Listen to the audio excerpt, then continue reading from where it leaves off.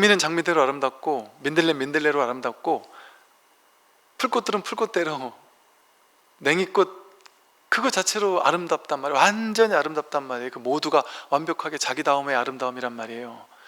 근데 그 속에 우리는 중생이 하나가 들어가서 이건 내 스타일이 아니야, 이거는 별 볼품이 없어, 나는 장미가 좋아.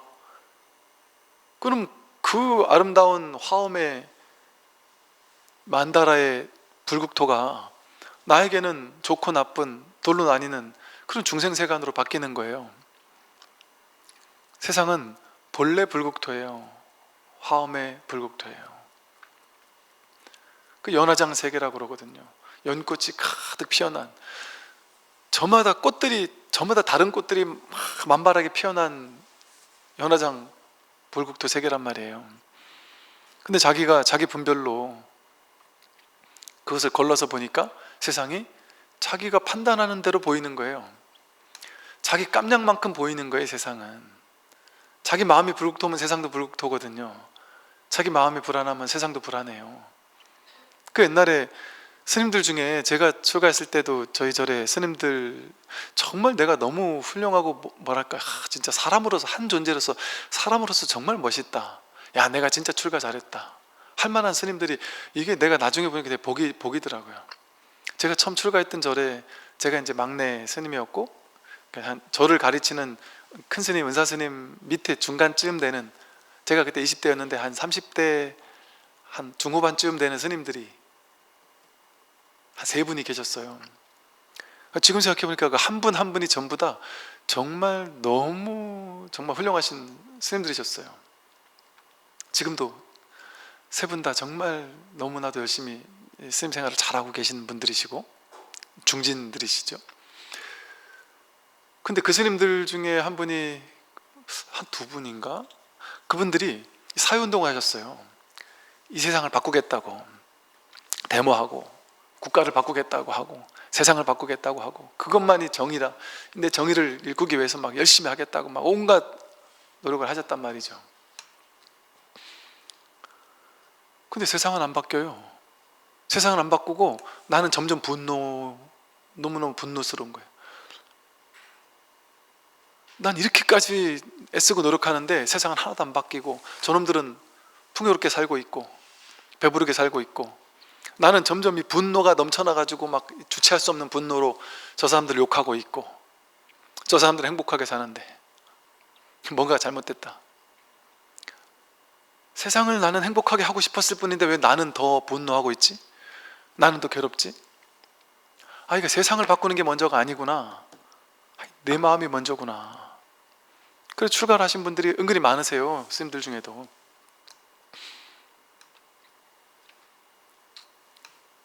자기 마음을 깨달으면 세상이 일시에 고요해져요. 세상을, 여러분 세상을, 이 삼계혼기한 이 세상을 하나하나 다 바꾸려고 하면 불가능합니다.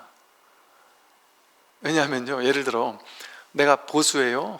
그러면 보수적인 사람들이 생각하는 방식대로 세상을 바꾸면 이 사람들은 좋아하는데 저쪽 진보 사람들은 엄청 싫어해요. 지옥이 도래했다고 생각할 수도 있어요. 또 반대로 진보적인 사람이 진보적인 방식으로 세상을 딱 이렇게 바꿨다, 그럼 이 사람들은 환호할 수 있지만 저 사람들은 지옥 같다고 생각할 수도 있어요. 이 세상은 원래가 그런 거예요. 원래가 이것과 비슷해요. 제가 리모델링을 할 때 법당 디자인을 이렇게 색깔, 벽지 하나 고르는 것도 머리가 아프더라고요. 보편적으로 누구나 다 좋아할 만한 색상을 고르려니까 이게 머리가 아프더라고요. 그래서 이제 투표해가지고 그냥 다 해버렸는데, 나중에는 그때 제가 문득 든 생각이, 그때 신도님들하고 막 토론하다가, 야 이럴 때 부처님이 계셨으면, 누가 이제 그러는 거, 이럴 때 부처님이 계셨으면 딱딱 정해줄 텐데 부처님이 계시면 정해줄 수 있을까요? 부처님이 정해준 색깔을 모든 사람이 다 만족할까요? 부처님이 나타나셔서 벽지 색깔 이걸로 해라고 딱 정해줬으면 그걸 모든 사람이 만족할까요? 아니죠. 그 색깔을 어떤 사람은 좋아하고 어떤 사람은 싫어해요. 부처님이 정해줬어도 그게 바로 분별의 세계예요. 중생의 분별은 다 만족시킬 수 없습니다. 본래가. 그러니까 정치하면 무조건 욕먹는 거예요. 당연한 거예요. 그럼에도 저렇게 정치를 해주는 분들이 감사하고 고마운 거예요. 우리는 맨날 정치인 욕은 할 줄 알아도 한편으로는 물론 그들도 자신의 어떤 아상을 위해서 막 하는 그 부분은 비판받아 마땅한 부분을 비판하는 거겠지만, 또 근원에서는 고마울 건 고마워하면서 비판도 해야죠. 우리는 정치하기 싫잖아요. 욕먹을 게 뻔하니까. 100% 만족 못 시켜주니까 무조건 욕먹어요. 근데 그들은 그 욕을 먹으면서도, 저는 여구 야구 대통령 후보 나와가지고 막 뛰다니는 분들 보면 한편으로는 참 측은하기도 하고, 한편으로는 야, 저분들이 겉으로는 세 보여도 속으로 그 엄청난 욕먹고 댓글 듣고 하는 것이 엄청난 상처로 다가와서 트라우마처럼 남을 텐데, 분명히 그렇다니까. 근데 겉으로는 안 그런 척 해야 돼요. 또 얼마나 힘드시겠어 이분들이 다들. 이 중생들 입장에선 상처예요, 다 그게. 그러니까 나중에 가서 또 복수도 할 수도 있을 것이고, 점점 막 분노할 수도 있을 것이고, 한편으로는 측은한 마음이 좀 들어요. 그러면서 저분들에게 저분들이 조금 더 이제 지혜를 갖추고 정치를 하셨다면, 저런 거에 크게 휘둘리지 않으면서도 할 수 있을 것 같은, 그리고 어떤 양극단에 있는 어떤 생각들을 조금 열린 마음으로 좀 받아들일 수도 있을 것 같은. 그래서 사실은 정치인분들도 이 마음 공부를 해야 돼요. 그래야 본인이 마음이 다스린 채로 정치를 한다면 얼마나 좋을까 하는 생각을 좀 하긴 해요. 왜냐하면 본인이 그런 상처를 안고서 정치를 하게 되면 그 밑에 사람들에게 그게 나도 모르는 사이에 전이가 되거든요. 둘로 나누는 게, 말 한마디가 둘로 나누는 말들을 하게 돼요. 분별의 말들을. 내 마음에서 나뉘는 게 없으면 나도 모르게 하는 말조차 둘로 나뉘지 않는 말을 하게 된다니까요. 그게 팔정도에서 말하는 정견, 정어, 정업. 바른 견해, 정견이 있으면 정어, 바른 말, 분별하지 않는 말들을 하게 돼요. 막 두 진영으로 나눠서 이쪽 저쪽 진영, 남녀 뭐 이런 것들 자꾸 나누는 어떤 그런 것보다도, 물론 그럼에도 불구하고 사람들은 또 욕하는 건 욕할 수 있겠지만 그 욕에도 크게 휘둘리지 않을 수 있는 중심이 있을 수 있겠죠. 그런 참 욕을 먹으면서도 그렇게 하시는 분들이 세상에는 있는 게 너무나도 자연스럽고 당연한 거예요. 우리 같은 사람들 그런 거 나가서 그래 욕 먹으면서 정치 같은 거 나는 안 맞아, 하기 싫어 하는 사람들 많잖아요. 그런 사람들한테는 이해 안 되는 거예요. 근데 그런 사람도 있어야 돼요. 그러면 그 사람은 자기 욕심 때문에, 자기 뭐 권력욕 때문에 그런 건데 뭘 칭찬을 해줘요? 이렇게 할 수도 있겠지만 그런 사람도 있는 거예요. 있어야 되는 거예요. 그게 이 세상이에요. 화엄의 세계예요. 서로 다른 사람들이 세상에 있어야 돼. 그래야 정치하는 사람도 있어야 돼요. 다 정치 안 하겠다라면 어떻게 하겠어요? 하려는 사람도 있어야 되는 거예요. 그러니까 정치욕 있는 사람도 있고, 권력욕 있는 사람도 있고, 명예욕 있는 사람도 있고, 뭐 식욕 있는 사람도 있고, 다 있어야 되는 거예요. 다 필요하단 말이에요, 이 세상에는. 그 모든 서로 다른 진영이 다 필요해요. 정상적인 사람만 필요하지 않아요. 세상에는 비정상적인 사람도 반드시 필요해요. 우리가 비정상이라고 이름 붙인 거지 사실은 비정상이 없거든요. 생명이 자연스러운 거예요. 사실은 원래가 자연의 법칙은요, 다수가 있으면 소수의 변이들이 반드시 있기 마련이고, 그건 우리가 봤을 때 변이고, 우리가 봤을 땐 그 뭐라 하죠? 이게 정상적이 아닌 걸 뭐라 부르죠? 뭐 하여간 비정상적인 뭐 이렇게 거라고 부르잖아요. 근데 그게 아니라는 거예요. 자연의 법칙은 원래 그게 있게 마련이래요. 원래 있을 수밖에 없대요. 그리고 그걸 통해서 세상이 성장한다는 거예요. 너무 자연스러운 거라는 거예요. 그러니까 예를 들어 어제도 잠깐 말씀드렸는데, 동성애자들이 있는 거, 그걸 우리가 욕할 필요가 없어요. 원래 세상에는 이성을 사랑하는 게 정상이지, 그건 우리 생각이에요. 동성을 사랑하는 사람이 있는 것도 그런 소수가 있는 게 원래의 진리의 모습이란 말이에요. 세상은 원래 혼란스러워요. 알 수 없어요, 왜 그런 게 있는지. 정상적인 키만 있는 게 아니라 난장이처럼 갑자기 작은 사람이 있어요, 세상에는. 그것도 정상인 거예요. 우리가 자꾸 분별을 하니까, 둘로 나누니까 정상 비정상 나눠서 그렇지. 그래서 이렇게 세상을 우리가 분별의 눈으로 보면 정상과 비정상이 있는 것 같고, 좋고 나쁜 거, 옳고 그른 거, 맞고 틀린 것, 온갖 것들이 막 혼란스럽게 존재하는 것 같아서 그 중에 하나를 딱 쥐어야 될 것 같아요. 정상을 쥐어야 되고, 좋은 거를, 옳은 거를, 맞는 거를, 이것을 내가 취해야 될 것 같아요. 죽을 때까지 분별 둘 중에 하나를 선택하는 삶은 죽을 때까지 취해도 취할 수 없습니다. 성공할 수 없습니다. 둘로 나누는 삶은. 그 어떻게 해야 되느냐? 그 이 두 마디에 답까지 다 나와버렸단 말이에요. 삼계가 이렇게 혼란스럽게 벌어지지만 동귀일심, 일심으로 돌아가요. 본래 불법성 삼보, 불법성 삼보가 한마디로 일심이에요. 마음 하나로 돌아간단 말이에요. 이 진리로 돌아간단 말이에요. 진리로. 그러니까 이 하나의 법으로 돌아가요. 그러니까 우리의 가장 중차대한 공부는, 그러니까 이게 뭐 불교를 깨달아야 된다 이런 건 너무 거창한 얘기고, 내 인생에서 참과 거짓을 구분하는 논이 좀 있어야 돼요. 참과 거짓. 이것도 어찌 보면 둘로 나누는 말인데, 언어는 이럴 수밖에 없어요. 야, 이게 진짜가 뭐지 내 인생에? 이게 진짜 엑기스가 뭘까? 거짓인 걸 다 제거해 보는 거예요. 빼보는 거예요. 빼보는 거. 그러면 거짓이 빠져버리면 그냥 진실이 남는 거예요. 근데 그건 진실이라고 이름할 필요조차 없어요.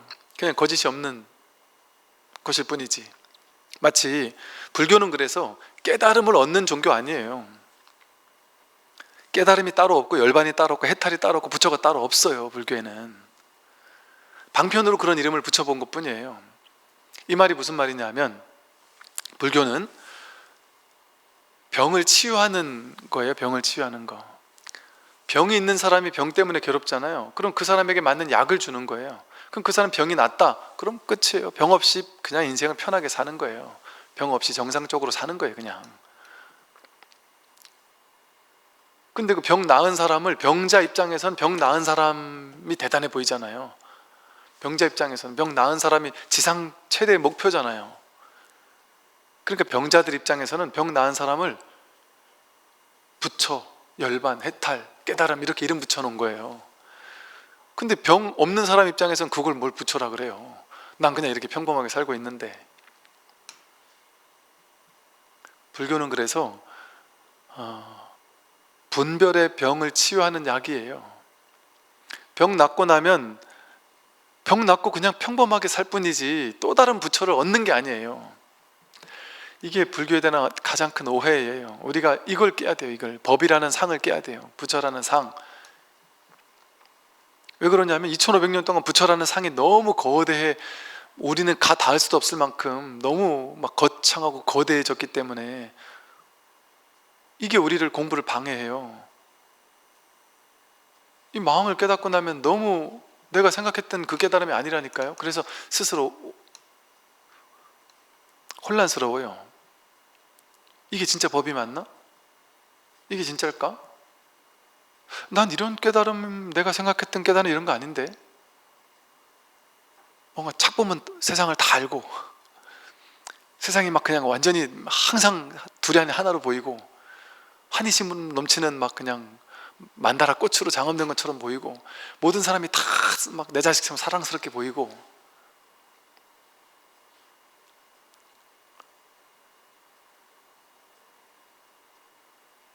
탁 보면 그 사람의 전생까지 막 훤히 보이고, 야, 이 사람 1시간 후에 어떻게 되겠다가 훤히 보여서 집에 갈 때 조심하세요 이렇게 한마디 해주고, 그럼 그 다음날 그 사람이 막 그냥 뛰어와서 야, 어떻게 하셨습니까 하면서 나를 막 대단하게 이렇게 찬탄하고, 그런 걸 깨달음이라고 우린 착각해왔단 말이에요. 이 벽을 넘어서야 돼요.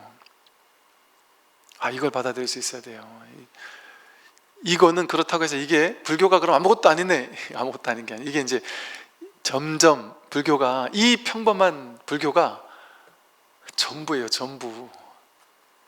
모든 괴로움을 해결하는 이것뿐이니까 죽음, 생사가 여기서는 딱 붙을 자리가 없다니까요. 생사가 해결된다니까요. 생사를 해결한 일일 뿐 아니라 여러분 옆에 있는 내 자식 하나 구제하기 힘들잖아요. 사랑하는 사람 하나 구제하기 힘들잖아요. 이 공부는요, 이 아무것도 아닌 것 같은 공부가 삼천대천세계를, 금강경에서 말하듯이 삼천대천세계를 칠보로 장엄하는 것보다 훨씬 더 헤아릴 수 없을 정도로 더 큰 공덕이 있다. 우주 삼천대천세계 전체를 일시에 구제하는 거니까 이게 얼마나 말로 할 수 있는 장엄이 아니에요. 말로 할 수 있는 공덕이 아니에요. 이 공덕은 공덕으로 따진다면. 그런데 이 공덕은 또 아무것도 아니기로 따지면 아무것도 아닌 공덕이에요. 이게 이걸 뭘 이렇게까지 뭐 심각한 얘기로 설법을 해야 되나 싶을 정도로 너무 쉬운 얘기예요. 지금 이게 어찌 보면. 근데 여러분 가운데 아마도 많은 분들이 그런 것 같아요. 제가 보기에는 깨달음은 엄청난 거야라는 여러분 머릿속에 있는, 여러분은 진짜 깨달음을 얻고자 하는 게 아니고 여러분 머릿속에 모양으로 만들어 놓은 그 깨달음을 찾아서 추구한단 말이에요. 그러니까 그거는 도달할 수가 없어요. 자기가 마음으로 만들어 놓은 깨달음인데 그걸 먼저 내려놔야 돼요. 그래야 이 아무것도 아니고 평범한 깨달음이 그냥 납득이 되고 내가 공감이 된단 말이에요. 그리고 처음에는 또 뭔가 체험의 순간 잠깐 지나가고 나면 또 헷갈린단 말이에요. 계속 헷갈려요. 그게 정상이에요. 그런 분들 요즘에 너무 많이 자꾸 질문을 하셔가지고 이제 입이 아플 정도예요. 그게 정상이다. 그래서 시간이 필요하다. 이 도노후 점수라는 것은 오래오래 시간이 필요해요. 단박에 막 그냥 세상이 막 환해지고 막 이러지 않는다니까요. 그러니까 이게 뭐 초견성 했다고 해서 본인이 막 깨달은 것처럼 어리석은 사람이에요. 그럴 수가 없어. 그러지 않아요. 그 깨달음이라고도 입 밖에 낼 수도 없어요. 내면 안 되고. 또 저 집안의 분위기 자체도 원래 그래요. 깨달았다고 하면 오히려 더 번거롭고 거창스러워요. 깨달음은 깨달음 그 행동을 해야 되는데 행동이 따르지 않고 입만 깨달았다고 하면은 남들이 깨달았다고 인정해 주겠어요? 자기만 깨달았다고 하는 거지. 그러니까 깨달았어도 초견성을 했어도 그런 뭐랄까 부처님 같은 인격과 부처님 같은 그 진짜 불이법에 온전히 젖어서 이게 하나로 삶으로 구현되는 건 시간이 오래오래 걸릴 수밖에 없단 말이죠. 저도 그렇게 안 되고 있고, 그러니까 계속 여러분과 함께 이렇게 법회하면서 같이 공부하는 사람이라고 하는 거예요. 진실이니까. 그러나 참 이 공부가 즐겁죠. 이 공부가 나날이 성장해가는 것을 지켜보면서도 즐겁고, 이 세상을 구경하는 것 같아요. 그냥 연극 보는 것 같단 말이에요. 세상이 좋고 나쁜 모든 일들은 그대로 생생하게 일어나지만 생생한 가운데 또 생생함이 없고, 이 공부가 이제 즐거워진달까? 이게 진짜 이게 정말 해야 되는 공부구나. 이게 이제 더 이상 불태전이라고 하는 이유가 있는 것 같아요. 이제 퇴전할 수가 없어요. 이제 이 공부를 한번 맛보고 나면 어떻게 여기서 퇴전할 수가 있을까? 이 공부가 이렇게 공부가 뭐 자라난다는 표현이 그렇지만 자라나는 걸 보면서 안목이 달라지는 걸 보면서 그러면서 또 스스로 또 부족하는 것도 본단 말이에요. 그러면서 이걸 놓칠 수가 없어요. 이제는 이걸 버릴 수가 없어요. 이 공부 계속하게 돼요.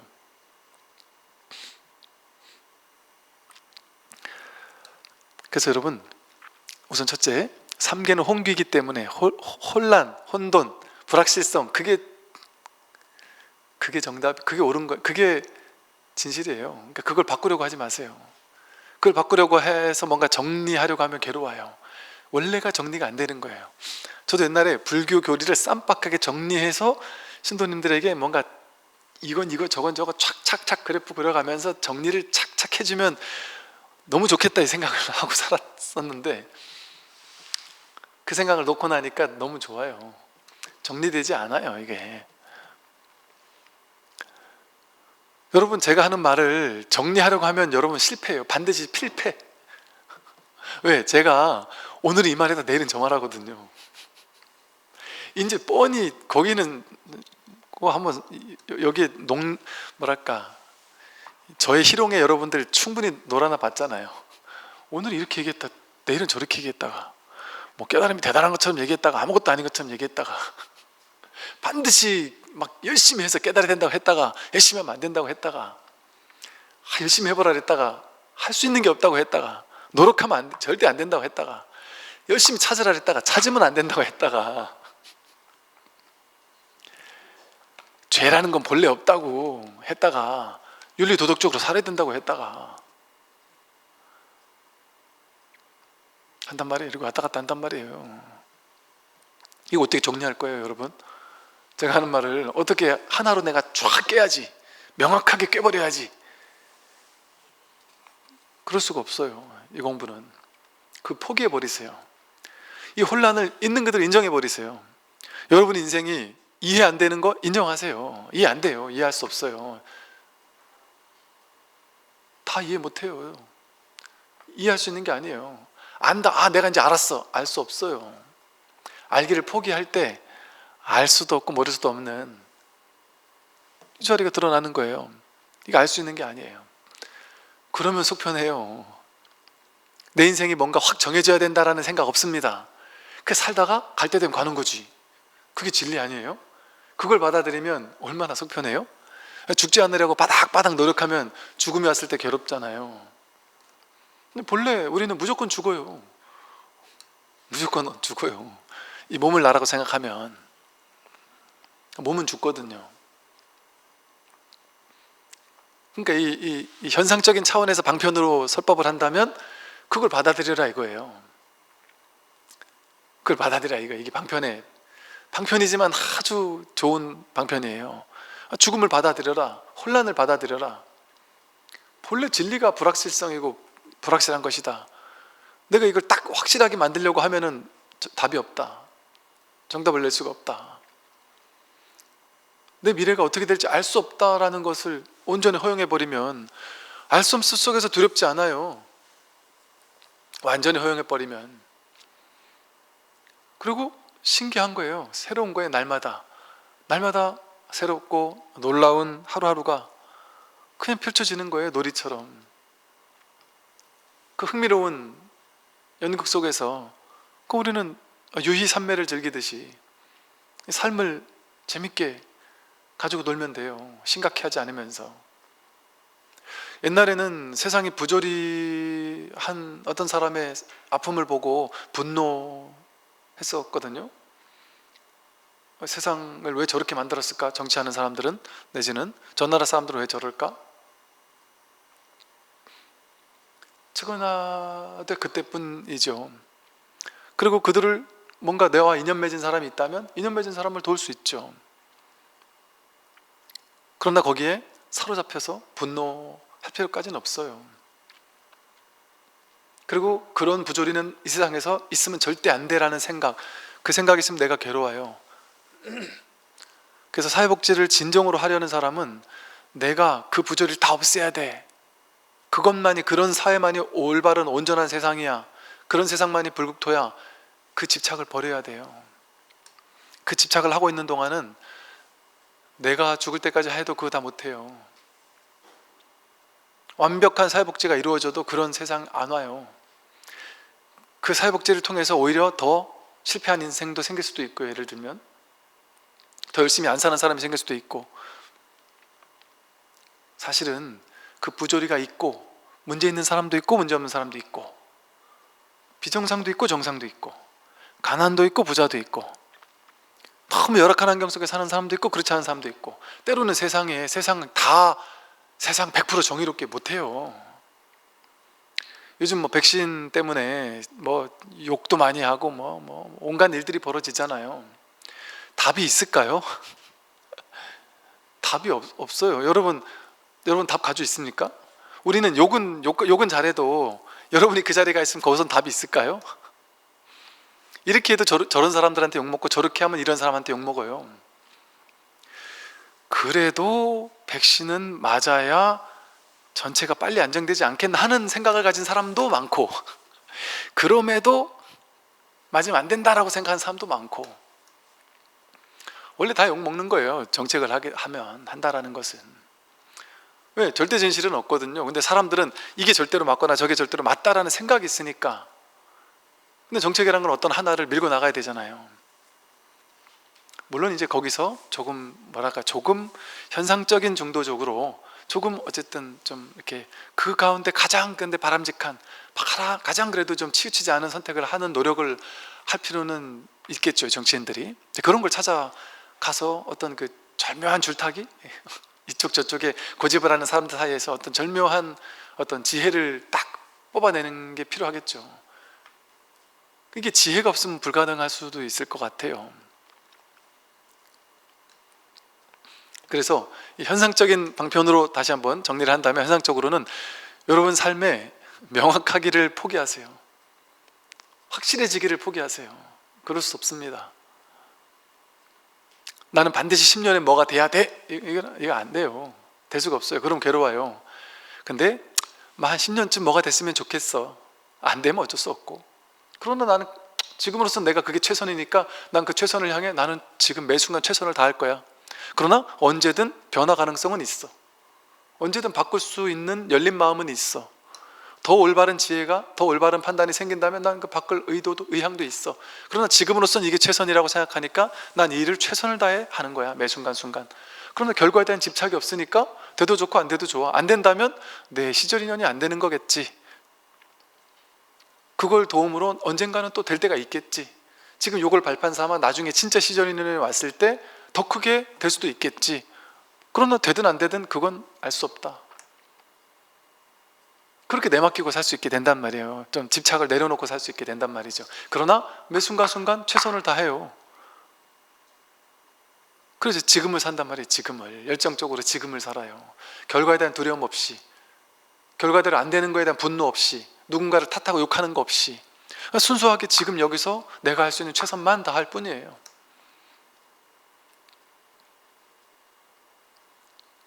결과는 나에게 달린 일이 아니니까, 나에게 무조건 안 달렸다고도 할 수 없죠. 내가 최선을 다하면 될 수도 있으니까. 근데 될 수 있는지 될 수 없는지가 100% 정해진 게 없으니까 그건 나에게 달린 일이 아니에요. 그러니까 부처님께 맡겨라 이런단 말이에요. 그럼 뭐 부처님이라고 말을 하니까 부처님이지, 생각을 가지고 판단해서 그렇게 할 필요 없이 턱 맡기는 거예요. 그러니까 뭐 장자인가 그러잖아요. 이렇게 동서남북에 있는 신들이 중간에 있는 혼돈의 신을 찾아가서 아주 융숭한 대접을 받아가지고 고마워서 혼돈이라는 신에게 뭔가를 주고 싶었는데 이 혼돈은 눈, 코, 입이 없더라는 거예요. 그래서 우리처럼 저 혼돈에게도 눈, 코, 입을 만들어주자. 그래서 눈, 코, 입을 뭐 뚫어주자마자 뭐 죽었다든지 이런 얘기가 뭐겠어요. 질서를 부여하면 안 된단 말이에요. 혼란스러운 혼돈 그 자체로서 아름다운 거예요. 혼돈 그 자체로서 아름다운 거예요. 불확실하고 이 세상이 이렇게 뭔가 비정상적인 것처럼 느껴지기도 하는 그 자체로 자기 생각 속에 정의를 만들어놔서 그 속으로 세상을 딱 꿰맞추려고 하면 세상이 그렇게 맞아지겠습니까? 내 인생도 내 마음대로 안 되는데 세상이 내 마음대로 되겠습니까?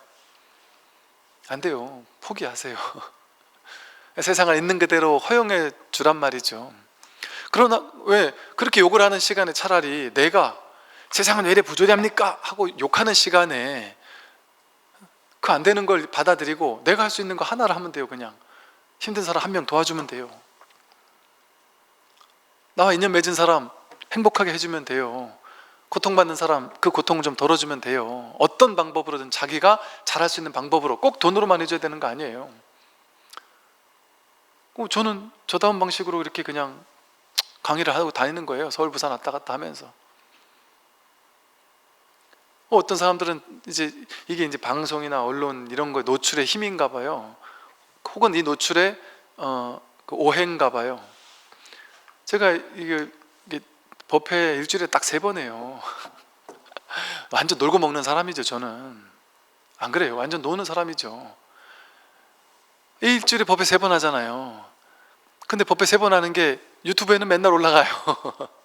이걸 또 쪼개가지고 막 올리시고 그러니까 그거 일주일 내내 법문이 올라가는 것 같아요. 1시간 반짜리 3번 하는데. 제가 누구 얘기 들어보니까, 학원 선생님 얘기를 들어보니까요, 아니 뭐 잘 나가는 학원 선생님들이 하루에 한 번 강의 시작하면 3번 3시간을 강의를 한대요. 풀로 3시간 강의를 하는데, 어떤 사람은 뭐 방학 특강 같은 거를 맡은 사람은 3번 방학하는 특강을 하루에 3타임 4타임을 한답니다. 와, 그러니까 9시간 12시간을 그 수학 문제를 풀고 하는 거 아니겠어요? 저는 상상이 안 가는 거예요. 저는 이거 지난번에 여기서 1시간 반씩 강의 2번 연달아 했었잖아요. 힘들더라고요. 2번 연달아도 힘든데, 그 사람들은 참 대단하다. 나는 완전 놀고 먹는 거구나.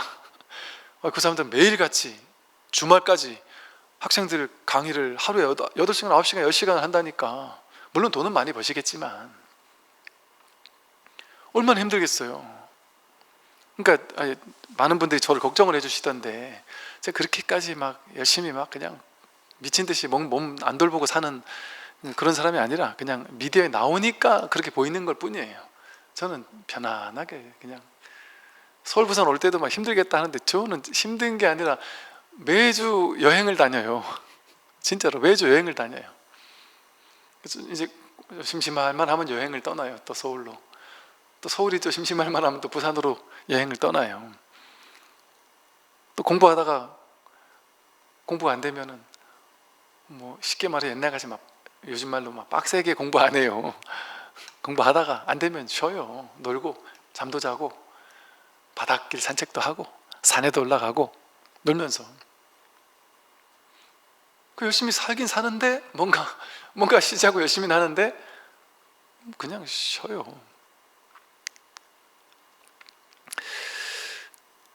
뭔가 미래에 계획이 있으면 이렇게 안 돼요.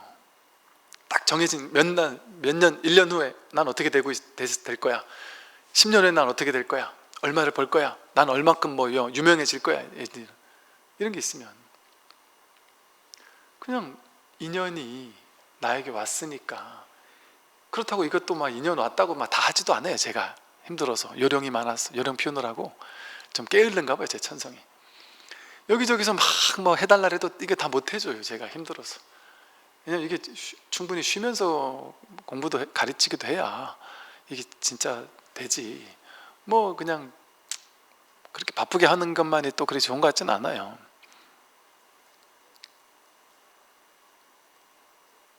그러니까 뭔가 바라는 것, 기대? 이렇게 뭐 명확하게는 없지만 순간순간 사는 거예요. 그냥 그게 여러분 가장 좋아요. 제가 어떤 노스님께서 아주 열정적으로 이 법문을 펴시고 뭐 외국도 왔다 갔다 하시고 하면서 아주 그 법문을 사랑하는 분들이 많아서 열심히 법문을 펴시다가 어느 날 연세도 되셨고, 어느 날 나는 몇 달 후부터는 이제 노쇠해서 더 이상 법문을 펴지 못할 것 같습니다. 이제 그때부터는 저는 이제 법문을 안 하겠습니다. 제 혼자 고요히 돌아보면서 살다가 이제 떠날 준비를 하겠습니다. 다들 서운해하긴 했지만 그러고 나서 본인이 할 수 있을 만큼 하다가 본인이 딱 그때부터 어디서 뭐하고 사시는지도 모르는 거예요. 다 사라져버리셨어요. 이 법계에서 사라져버리셨더라고요. 인터넷 속에서도 살아버리시고. 저렇게 살다가 갈 때 되면 가면 되는구나. 인연 따라 살다가 인연 따라 갈 때 되면 가면 되는 거죠. 그게 아름다운 거죠. 변화가 아름다운 거예요. 이 왔다 갔다 하는 질곡이 아름다운 거예요. 성공과 실패가 왔다 갔다 하는 그 자체가 아름다운 거예요. 좋고 나쁜 게 따로 나뉘어져 있지 않아요. 우리가 분별하지 않으면 이대로가 다 아름다워요. 그래서 이게 자비를 실천한다는 것은 누군가에게 피해주지 않으면서 가능하면 조금이라도 도움을 주면서 그 일을 할 수 있다면 무엇이든 아름다워요.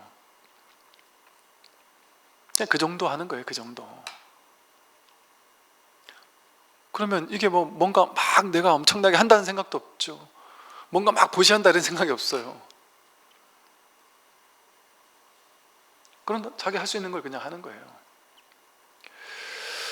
그렇게 됐을 때 이 혼란스러운 3계가 혼란스러운 3계지만 내가 여기서 내가 뭔가 딱 정해진 뭔가 찾으려고 했는데 그럴 필요가 없겠구나. 난 이렇게 살면 되겠구나 하고 그냥 탁 한번 쉬게 돼요. 그러면서 삶에 완전 탁 내맡기게 돼요. 그러면서 매 순간순간 최선을 다해 살아요. 문제가 없어요. 문제가 있지만 문제가 없어요. 문제 있으면 그거 그냥 내가 할 수 있는 만큼 최선을 다해서 풀어가면 돼요. 풀리면 풀리는 거고, 안 풀리면 좀 더 길게 가면 되고, 아프면 돼요. 아프면 아파야지 뭐 이거 어떡하겠어요. 부처님도 아프면 아팠는데. 안 그렇습니까? 이게 진실이 아니에요? 부처님은 깨달았기 때문에 아픔이 없었던 분이 아니세요. 부처님도 아프면 아팠어요. 병 나면 병 났어요. 가족 형제 돌아가실 때 되면 돌아가셨어요. 제자도 죽을 때쯤 죽었어요. 심지어 당신의 종족이 멸망하기까지 했어요. 우리보다 훨씬 더 큰 괴로움이 있었단 말이에요. 그 일이 있는 채로 문제가 없어요. 그게 부처님의 지혜예요.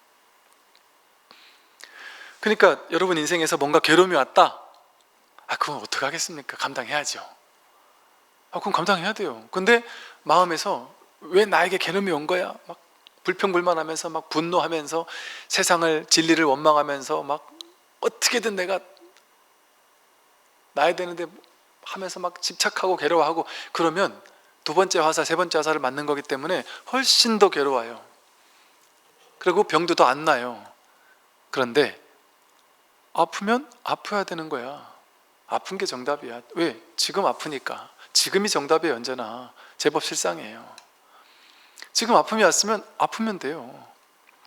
많이 아프면 진통제 좀 먹으면서 버티면 돼요.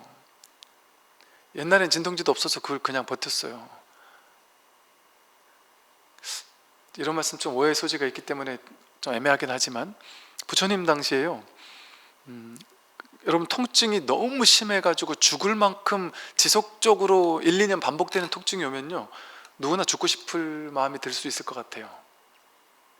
그 통증 우리는 안 와봐서 모르지만 그게 지속적으로 몇 년을 안 나오면서 오는 분들이 계신다더라고요.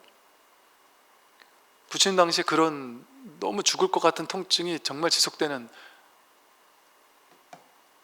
깨달은 아라한과를 증득한 사람 중에도 있었어요. 그분이 부처님께 가서 제가 도저히 너무 통증이 심해서 살 수가 없습니다. 제가 제 스스로 목숨을 끊는 것을 해도 될까요? 물어보는 장면이 나와요.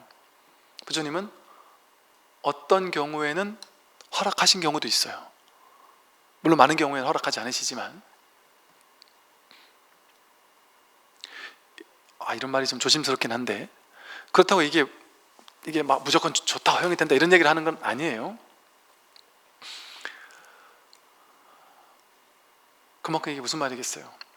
고통스러울 수 있어요. 그리고 그걸 감당해야 될 때는 감당해야 될 수도 있어요. 그럼 감당해야 돼요. 도저히 못하겠으면 약 먹고. 그래서 우리 인생에, 여러분 인생에 마냥 행복한 것만 주어지지 않아요. 왜? 그러면 이게 우리가 깨달음을 원할 수가 없거든요. 행복한 삶에서는. 왜? 괴로움이 있어야 괴로움에서 벗어남이 있잖아요. 불교는 괴로움에서 벗어남이에요. 그러면 누가 괴로움에서 벗어날 수 있겠어요? 괴로운 사람만이 괴로움에서 벗어나겠다고 발심할 수 있어요. 그리고 또 여러분들은 이 에고로서의 이 존재는 업을 짓고 살았잖아요. 그러니까 업은 이 균형의 법칙에 따라서, 인과응보의 법칙에 따라서 업을 지은 것은 풀려나가야 되거든요. 이 균형이 맞아져야 되거든요. 내가 악업을 많이 졌으면 그 과보를 받아야 되는 게 맞아요. 또 그게 꼭 굳이 악업이 아니더라도 어떤 업을 지었을 때 그 업이 풀려나갈 때 또 다른 방식으로 풀려나갈 수도 있거든요. 그럴 때 일시적으로 그 아픔을 감당해야 될 수도 있어요. 그 통증을 감당해야 될 수도 있고. 그럼 그건 내가 온전히 받아들이면서 그냥 감당해야 돼요. 감당하겠다 하고 확 받아들이면 훨씬 더 빠르게 지나간단 말이죠.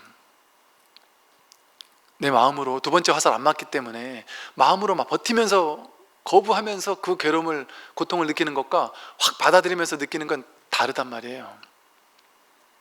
그러니까 심지어 죽음이 결정된 사람도, 내가 6개월 후에 죽는다라고 이렇게 시한부 인생 결정된 사람도 처음에 막 분노하지만 나중에 그걸 확 받아들이고 나면 죽음이 용납이 되고 죽음이 수용된다 그러죠. 죽음이 수용되고 나면 완전히 평화로워진다 그러죠. 죽음이 전혀 괴롭지 않다고 그러죠.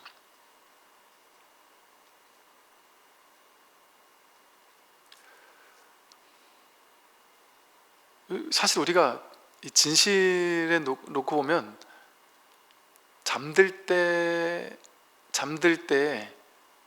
죽고 있지 않나요? 잠드는 게 죽는 거예요. 어찌 보면 잠들 때 내가 사라지잖아요. 나란 아상, 에고, 분별이 탁 그 일시적으로 쉰단 말이에요. 사라진단 말이에요. 거기 내가 없어요. 꿈도 없는 깊은 잠에 빠지면 그 내가 있어요?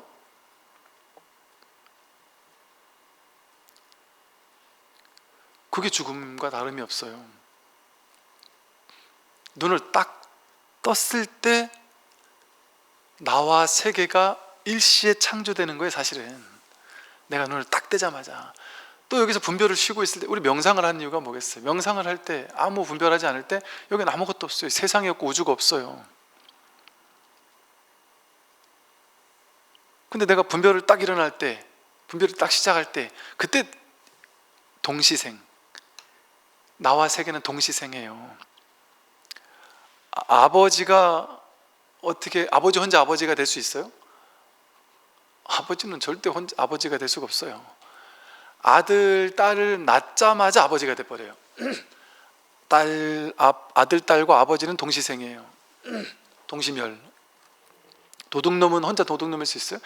본인이 도둑질을 함과 동시에 도둑놈이 만들어져요.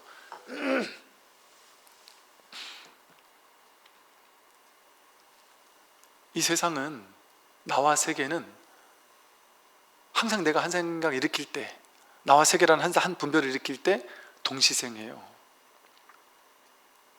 그러니까 이 세상 전체가 매 순간 이게 동시생하는 거예요. 본래는 한 일도 일어난 바가 없어요.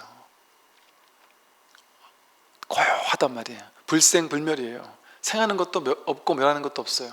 생멸이 있다면 그것은 분별 속에서의 일이에요.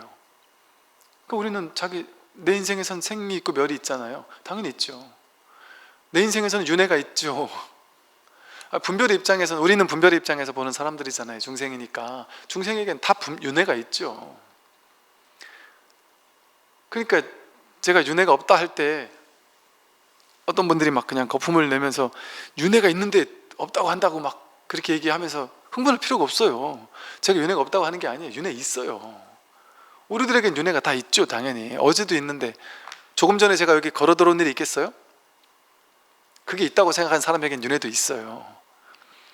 근데 걸어 들어온 일이 없고 지금뿐이라면 걸어 들어온 일이 없어요. 원래가. 실제는 어때? 진짜는 어때? 진짜는 지금 눈앞에 이거밖에 없잖아요. 그 진짜는, 아까 제가 여기 걸어 들어온 일이 있어요? 그건 언제 있어요? 한 생각 일으켜야만 여러분이 걸어 들어온 일이 있잖아요. 집에서 여기까지 걸어온 일이 있잖아요. 지금 실제는 어때요? 그 일이 있습니까? 그 일을 다시 만날 수 있어요? 줄 수 있어요? 없어요. 그 일은, 진짜는, 실제는, 진실은 그런 일은 없어요. 근데 생각하면 있어요. 생각 속에는 있어요. 근데 중생은 생각하는 존재니까 생각 속에서는 있죠. 어제도 있고 윤회도 있죠. 그러니까 누가 저한테 와서 그러더라고요. 스님 윤회가 없다고 하셨는데 과학적으로 요즘에 증명이 되고 있고 막 윤회하는 사람들이 막 증명하고 있는데 어찌 없다고 할 수 있습니까? 있다니까요. 그 과학에서 있다는 그런 방식으로 있어요. 윤회는 당연히 있죠. 그럼 이제 제가 되물어요. 부처님에게도 윤회가 있을까요? 부처님에겐 윤회가 없죠. 윤회에서 해탈한 분이 부처님이니까. 눈앞이 전부구나 하는 걸 온전히 깨달은 분이 부처님이니까. 윤회가 있으되 윤회가 없단 말이에요. 부처님은 윤회가 있으되 윤회가 없다. 윤회에서 자유롭단 말이에요. 부처님은 죽음이 있으되 죽음이 없어요. 부처님 열반하셨잖아요. 부처님도 돌아가셨단 말이에요. 근데 부처님은 죽지 않았어요. 이렇게 부처님에게는 죽음이 없는 거예요. 죽음이 있으되 죽음이 없는 거예요. 그러니까 윤회가 있으되 윤회가 없어요. 본래는. 이 말은 다시 돌이키면 뭐예요? 우리에게도 우리의 에고 아상에게는 윤회가 있는데 이 법의 자리에서는, 이 본질의 자리에서는 윤회가 당연히 없죠. 근데 제가 없다고 할 때는 이 법의 자리를 얘기를 하는 거고, 윤회가 있습니다 하면서 전생에 이런 일이 있으니까 이랬겠죠 라고 할 때는 그건 그냥 우리 분별의 자리에서 윤회를 얘기를 하는 거예요. 그러니까 불교계에 나서 많은 스승들이 윤회가 있다라는 걸 막 강조해서 얘기하는 분들 맞아요. 왜? 그분들은 중생에게 법을 설해서 중생에게 분별을 벗어나게 해주다 보니까 중생의 눈에 맞춰서 윤회를 설하는 거예요. 그러니까 아주 좋은 법문이에요. 좋은 방편 법문이에요. 그런데 또 어떤 스님이 나와서 윤회가 없다라고 막 강력하게 얘기를 한다, 그럼 그것도 맞는 말이란 말이에요. 그러니 여러분 정리하실 겁니까? 윤회가 있다라고 정리해서 자기의 이론을 세울 겁니까? 윤회가 없다라는 걸 정리해서 자기 이론을 세울 겁니까? 깨달음이 있다라고 할 겁니까? 깨달음이 없다라고 할 겁니까? 불성이 있다고 할 겁니까? 불성이 없다고 할 겁니까? 그러니까 초기 불교에서 불성이 없다고 했는데 선에서는 왜 있다고 해요? 이 말이 중도가 뭔지를 안다면 이런 질문을 할 수가 없어요. 이거는 그냥 분별도 좀 약간 낮은 수준의 분별에서나 이런 질문이 나와요. 자성, 주인공, 본래 면목, 아니 중도적인 안목에서 보면은 그게 있어요? 그게 있다고 할 수 없어요. 그러니까 유무중도 있는 것도 아니고 없는 것도 아니에요. 그 선불교에서도 불성을 깨달아라 했다가 불성도 사라져요. 소가 사라지고 나도 사라진다고요. 내가 사라질 때 소도 같이 사라져요. 내가 사라지는데 그 깨달음이라는 게 따로 있겠습니까? 그런 게 없어요.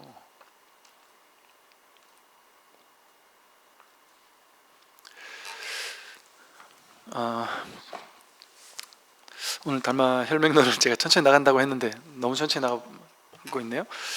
이제 다음 시간부터 해서 조금 더 진도를 바르게 나가도록 하겠습니다. 오랜 시간 들어주시느라고 수고 많으셨습니다. 수고 많으십시오.